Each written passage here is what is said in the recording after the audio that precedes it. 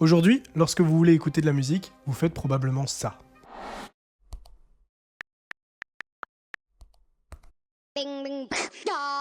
Vous êtes probablement abonné à Spotify, Apple Music, Deezer, YouTube Music, et pour vous, c'est probablement le banal quotidien. Pourtant, votre action qui a duré à peine quelques secondes est le fruit de plusieurs décennies d'évolution, d'innovation et d'histoire. Dans cette vidéo, je vais vous raconter l'histoire de la distribution musicale, et surtout celle d'un homme qui a peut-être changé la musique à tout jamais. Avant que cette vidéo commence, n'hésitez surtout pas à vous abonner, je le répète, c'est ce qui me soutient, c'est ce qui soutient mon travail. Je profite de cette intro pour vous dire aussi que j'ai ouvert une page Patreon. Alors Patreon, qu'est-ce que c'est ? C'est une page internet qui permet de me soutenir financièrement et en contrepartie, vous allez avoir des avantages. Par exemple, voter pour ma prochaine vidéo, ça peut être un avantage. Si vous en avez les moyens, si vous pouvez, si vous aimez mon travail, n'hésitez surtout pas à cliquer dans le lien dans la description.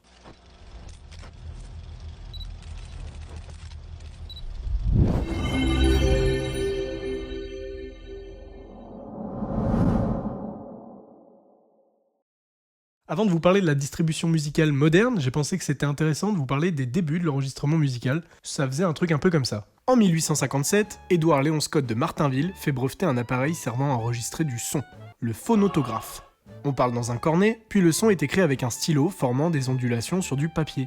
Voici le tout premier enregistrement musical de l'histoire de l'humanité.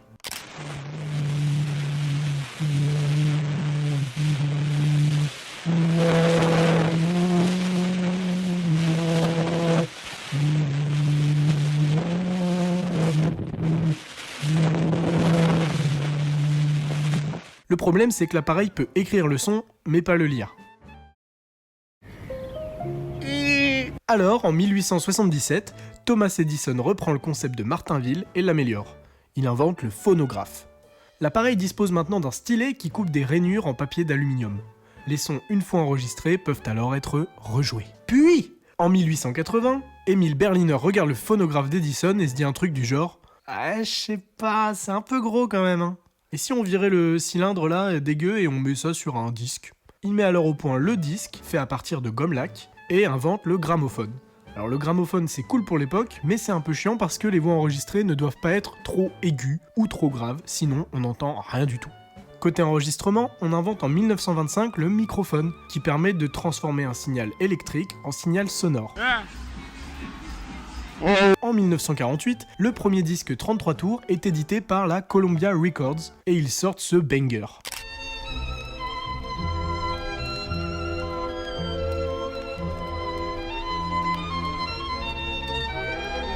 Le début de la technologie stéréo à la fin des années 50 a étendu la qualité d'un cran, ce qui fait que maintenant on peut faire des effets trop cool comme ça, ça, ça, ça, ça. Trop rigolo. Les années 60 et 70 sont les témoins de l'âge d'or du disque vinyle, avec l'arrivée d'une pluralité de styles de musique comme le rock and roll, la funk, la soul, le jazz à fond, le hard rock, enfin c'est trop l'éclate. Et voilà, en gros.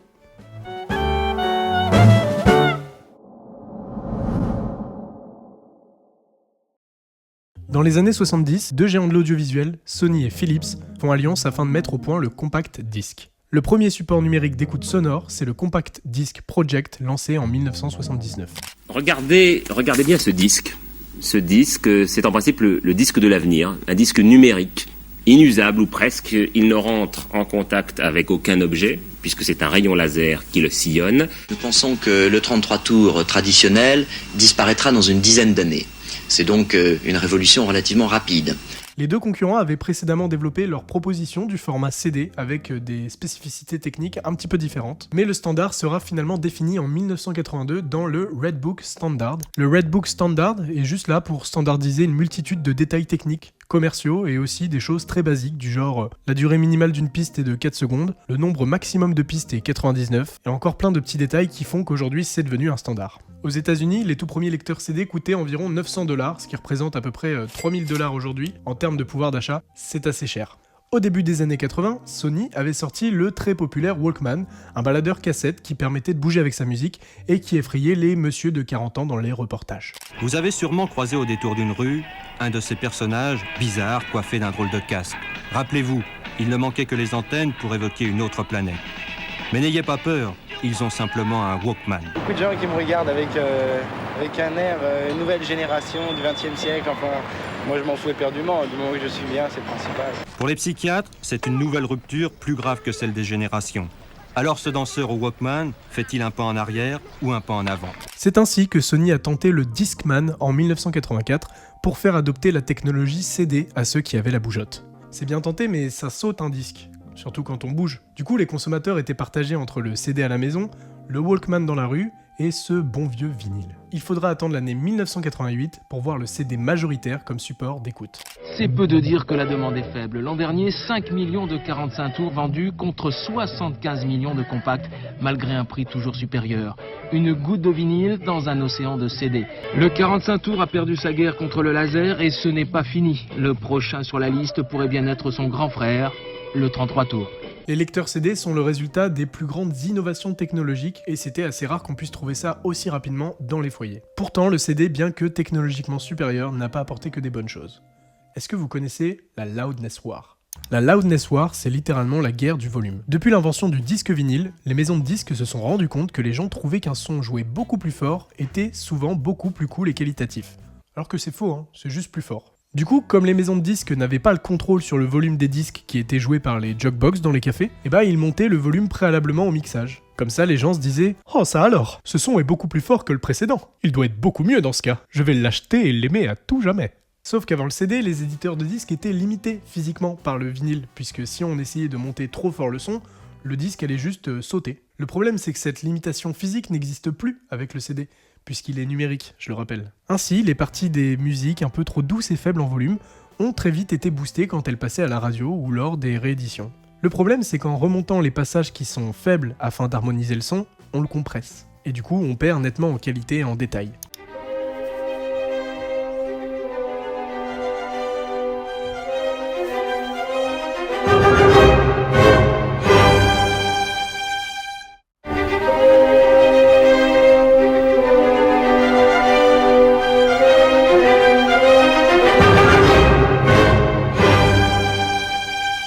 En gros, quand tu fais ça, tu tabasses la musique. C'est comme si moi, je prenais cette magnifique photo. Elle est pas mal, hein ? Et maintenant, je zoome dans l'image comme ça. Je zoome. C'est beau, là ? Tu kiffes ? Bravo. Au début des années 90, le vinyle est oublié. C'est la mode des boombox. Tout le monde prédit la fin des vinyles et l'industrie musicale connaît un boom financier sans précédent. Le CD est moins coûteux à fabriquer en grande quantité que les disques vinyles et il est vendu entre 50 et 100% plus cher que le vinyle. Ce qui va marquer la fin de l'âge d'or du CD, c'est finalement le prix excessif de ces derniers. Le coût de cette technologie va avoir des conséquences négatives sur le consommateur, et notamment avec l'arrivée d'une petite technologie, je sais pas trop si vous connaissez, Internet. En 1993, un jeune étudiant de l'université de Northeastern développe un programme informatique dans son dortoir. Cet étudiant, c'est Sean Fanning, et son programme, c'est Napster. Le programme qu'il développe est une petite révolution. Il permet aux utilisateurs de s'échanger via une technologie qui s'appelle le peer-to-peer, des fichiers MP3 partout, quand ils veulent, où ils veulent. Pour faire simple, cette technologie permet aux utilisateurs de s'échanger des données sans passer par un serveur central. Donc en théorie, cet échange est beaucoup plus difficile à intercepter. Vous l'avez compris, avec Napster, les jeunes des années 2000 peuvent pour la toute première fois écouter des musiques quand ils le veulent, gratuitement, mais surtout illégalement. Vous avez des copains qui se gravent même leurs CD? Ouais, non, pas tous, mais la plupart. Comme ça. Moi, il y en a qui en Quand on peut le faire, on le fait, c'est sûr. Même. On met 120 francs dans un CD, qu'en sachant qu'on peut l'avoir pour 20 francs, on va pas l'écouter à vie, quoi. Ça fait longtemps que vous n'avez pas acheté de CD dans un grand magasin comme ça? Ça fait pas mal de temps, plusieurs mois. Pourquoi? Parce que déjà ils sont très très chers et en plus maintenant je peux les télécharger gratuitement sur internet. Alors donc tout à l'heure on a vu dans le magasin le disque de Céline Dion, donc j'avais le choix entre l'acheter ou maintenant le télécharger via internet grâce à un logiciel qui s'appelle Napster. Donc là je vais taper dans la case artiste l'artiste concerné, donc en l'occurrence Céline Dion. Et quelques minutes plus tard... Avant Napster, l'industrie musicale ne s'était jamais aussi bien portée. Le CD représentait une énorme somme d'argent pour les labels, une vingtaine d'euros à payer pour écouter 1 à 2 morceaux qu'on aimait, c'était une sacrée époque. Les CD, bien que coûteux, se vendaient par palette, les clips depuis les années 80 s'étaient embourgeoisés, mais un homme à lui tout seul venait de faire trembler une industrie musicale tout entière. Peu après sa création, le site s'est rapidement propagé sur les forums de discussion et a très vite comptabilisé plus de 40 000 utilisateurs. Et bien entendu, on s'y attendait, l'industrie du disque a regroupé ses principaux acteurs afin d'attaquer Napster en justice pour atteinte aux droits d'auteur. A business model built on infringement is not only morally wrong, but legally wrong. Des artistes ont également pris parti, comme ce fut le cas du batteur de Metallica, James Hetfield. Napster hijacked our music without asking. They never sought our permission. Metallica reprochait à la plateforme de recenser plus de 100 morceaux du groupe qui avaient été postés par près de 330 000 internautes. En juillet 2001, Napster a été forcé d'arrêter son activité alors qu'elle venait de recenser plus de 70 millions d'utilisateurs à travers le monde. The free music service run by Napster was ordered to stop the music. Mais le mal était fait, Napster a inspiré la création d'autres services d'échange de musique. La machine était en marche. Le 28 avril 2003, Steve Jobs, le PDG d'Apple, dévoile son tout nouveau service, l'iTunes Store. L'industrie cherchait désespérément un modèle économique viable qui respectait les droits d'auteur, et c'est ainsi que Steve Jobs présenta sa vision de la distribution musicale, une distribution légale. And all of this music with all of these rights, you can buy for 99 cents per song with no subscription fee. Apple s'est en fait associé aux 5 plus grands labels musicaux afin de vendre numériquement des musiques à un prix avantageux face au CD. Faut vraiment se dire qu'à l'époque, pour les grandes majors, t'avais pas vraiment le choix. Soit tu pactais avec Steve Jobs et t'acceptais d'être dans l'iTunes Store, soit tu te disais que ta musique allait juste être illégalement téléchargée sur internet. Et franchement, au premier abord, l'idée était cool. On pouvait écouter un extrait de 30 secondes avant d'acheter le morceau, la musique était de bonne qualité et c'était rapide, on pouvait facilement rechercher les artistes qu'on aimait. C'était bien, mais c'était pas assez bien. Tout commence le 21 février 1983, quand le gros bébé Daniel Ek voit le jour à Stockholm en Suède. Daniel est principalement élevé par sa mère et il faut admettre qu'ils n'ont pas énormément d'argent pour vivre. Dès l'âge de 5 ans, Daniel s'intéresse déjà aux écrans, il regarde beaucoup la télévision et les ordinateurs le fascinent. Il admire tellement les ordinateurs qu'il apprend à programmer dans la foulée. En 1997, Internet est en plein boom. Les gens veulent tous un site internet. Et on commence à demander au petit Daniel Ek, alors âgé de 14 ans, de l'aide pour concevoir des pages d'accueil. Daniel sent qu'il y a de l'argent à se faire avec la conception de sites internet, alors dans la foulée, il monte son entreprise alors qu'il est encore écolier. À l'époque, commander un site internet en Suède, ça coûtait environ 50 000 $. Daniel en faisait pour 100 $. Puis 200. Puis 5000. Au début, Daniel cache son activité à ses parents et s'achète lui-même un téléphone afin de pouvoir recevoir les commandes. Mais les sites de Daniel sont plutôt moches, en fait il a pas de notion de design, donc il va voir des potes qui sont très bons en dessin à l'école et il leur apprend Photoshop pour leur dire de venir intégrer son équipe. Voilà, c'est comme ça que Daniel fonde sa première entreprise, et des salariés ça se paye, donc comment Daniel va les payer ? Eh ben il va les payer avec ce que des gamins de 14 ans veulent le plus, des iPods, des PlayStation, des téléphones, des consoles Nintendo, tout ce que tu veux. Mais pas de l'argent, juste des produits. Les sites web s'enchaînent et le jeune Daniel commence à goûter à la joie du capitalisme. Alors il se paye des guitares de marque hors de prix comme une Gibson Explorer, une Fender Stratocaster. Du coup à force ses parents sont pas dupes et finissent par capter que Daniel a une activité, et il le laisse faire en se disant que sa petite passion pour l'achat de plein de produits va finir par lui passer. Pendant ce temps-là, Daniel est de moins en moins intéressé par les cours, alors comme n'importe quel ado en décrochage scolaire, il va plus en cours et tant pis. C'est faux ! Il paye quelqu'un pour suivre ses cours et passer ses examens à sa place. Bah oui, bien entendu. Daniel Ek a maintenant 16 ans, il gère une équipe de plus de 25 personnes, mais il voit plus gros cette année de 1998. Il décide de postuler pour intégrer Google.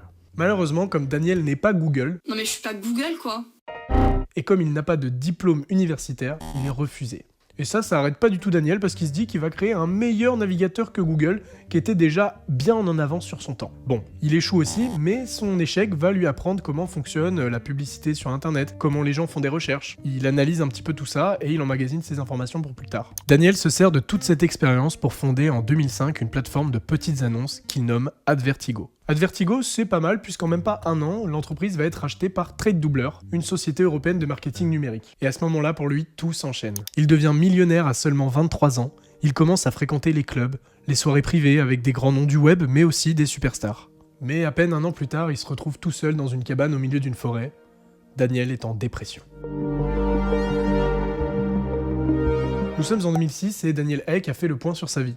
Il est très riche, mais pour lui, l'argent n'est plus une finalité. Daniel veut toujours entreprendre, mais il veut agir positivement pour l'humanité. Un an plus tôt, il s'était lié d'amitié avec Martin Lorentzon, un riche entrepreneur et salarié de TradeDoubler qu'il avait rencontré lors de sa vente d'Advertigo. Martin était plus ou moins arrivé au même constat que Daniel. Ils avaient rencontré un succès fulgurant, mais ils n'avaient plus vraiment de but, de choses intéressantes à accomplir. Tout ça pour dire que ces deux oiseaux ont décidé de s'associer pour créer quelque chose d'autre. Alors qu'ils séjournaient dans un appartement à Stockholm pour chercher des idées d'entreprise, ils écoutaient de la musique sur leur ordinateur. Mais en 2006, l'expérience d'écoute n'était pas vraiment optimale. Les web radios n'existaient pas vraiment, le téléchargement en ligne, en plus d'être illégal, était long à mettre en place, il n'était pas non plus possible de passer d'un album à un autre rapidement.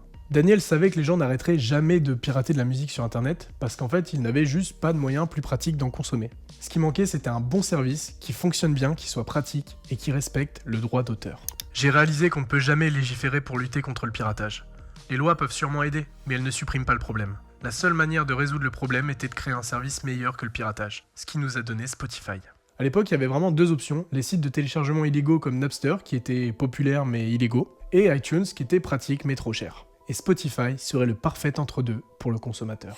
L'utilisateur pourrait écouter sa musique avec un retour instantané sans aucun chargement, et l'interface serait rapide, la recherche des musiques serait fluide et logique. Le produit aussitôt défini, l'équipe de Daniel était constituée. Mais Daniel avait une vision très précise de son produit. La lecture de la musique devait se faire en moins de 250 millisecondes. Daniel voulait convaincre n'importe qui d'utiliser Spotify plutôt que de télécharger de la musique sur internet. Mais le défi était grand, car pour monter le premier site de streaming légal, il fallait aller voir les ayants droit, les maisons de disques. Daniel a passé des années à présenter ses prototypes aux maisons de disques, mais pour des riches cinquantenaires, le streaming c'était synonyme de piratage. Personne ne pensait qu'il pourrait y avoir une entente sur ce point.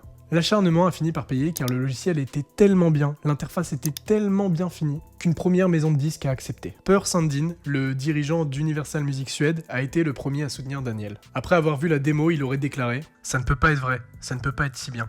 L'idée initiale de Daniel était d'offrir de la musique gratuite pour tout le monde et de rémunérer les artistes grâce à de la publicité en ligne. Finalement, il a été convenu qu'un abonnement mensuel serait plus profitable pour les maisons de disques. En gros, Spotify a deux principaux modèles économiques. Si vous utilisez Spotify en version gratuite, la publicité que vous verrez va rémunérer Spotify. Et si vous avez un compte premium, vous payez directement Spotify. Cet argent sur l'année va être redistribué à 70% pour les labels, qui eux vont répartir selon leurs termes de contrat aux différents artistes. Le 7 octobre 2008, Spotify a été lancé d'abord en Europe dans quelques pays, et seulement sur invitation. Puis il a fini par s'ouvrir aux États-Unis en 2011. Et je pense qu'aujourd'hui vous connaissez le résultat. Spotify est devenu le leader de la distribution musicale avec plus de 600 millions d'utilisateurs, dont plus de 230 millions d'utilisateurs premium. Il a contribué nettement à la baisse du téléchargement et à la montée du streaming. Spotify a ouvert la voie à toutes les autres plateformes que vous connaissez aujourd'hui, Deezer, Apple Music, YouTube Music et j'en passe. En fait, Daniel a contribué à changer notre mode de consommation. Et ça va bien plus loin qu'une simple histoire d'internet. Cette innovation a tourné les gens de la propriété d'une œuvre artistique vers son simple accès. Vous ne possédez plus la musique que vous aimez, mais vous payez le droit de pouvoir l'écouter. Finalement, Spotify a réussi son grand pari. Il a rendu la musique beaucoup plus accessible et il continue de faire découvrir de nouveaux genres musicaux qui étaient avant cela réservés aux connaisseurs. La montée de la K-pop dans les pays occidentaux en est un parfait exemple. Mais Spotify, c'est tout beau, c'est tout mignon. En fait, non. En novembre 2014, Taylor Swift a retiré tout son catalogue musical de Spotify, juste après la sortie de son album 1989. Elle a soutenu que la musique ne devrait pas être gratuite et que l'art a une valeur intrinsèque qui devait être rémunérée de manière équitable. Bon, elle a finalement décidé de remettre ses musiques en 2017. Mais on a également eu le chanteur de Radiohead qui a décidé d'enlever sa musique, et Prince l'avait fait aussi quelques mois avant sa mort. We're demanding a cent per stream for our music on Spotify. A company like Spotify is just concerned with reducing its costs, and to a company like Spotify, paying artist royalties is a cost. En même temps que l'arrivée de la Covid-19, une association protectrice des artistes a été fondée, la Union of Musicians and Allied Workers. Quelques mois plus tard, ils lancent une campagne Justice at Spotify. Leurs revendications sont claires, Spotify ne rémunère pas bien les artistes et ces derniers demandent de nouvelles dispositions. En fait, ces dispositions relèvent un problème beaucoup plus gros que rencontrent les artistes aujourd'hui face aux plateformes de streaming. Les artistes sont aujourd'hui obligés de diversifier leurs sources de revenus. J'ai une anecdote qui illustre parfaitement ce propos puisque The Black Dog, un groupe de musique, a sorti ce t-shirt qui explique qu'en fait, c'était beaucoup plus simple de soutenir un artiste en achetant un t-shirt qu'en streamant énormément de fois leur musique sur Spotify. Un artiste ne peut plus vivre avec ses musiques à elle seule. Et ça, pourtant, Daniel en a bien conscience puisque c'est ce qu'il explique dans cette interview. I think that the future of Spotify will be one where all creators will not just buy just one revenue model, but where they can actually build their home and have multiple revenue models. But they also have live touring and they have merch as well. With t-shirts and stuff. And I'm worried for the future of music if we treat music this way. A penny per stream is just really not a lot to ask. That's kind of all there is to it.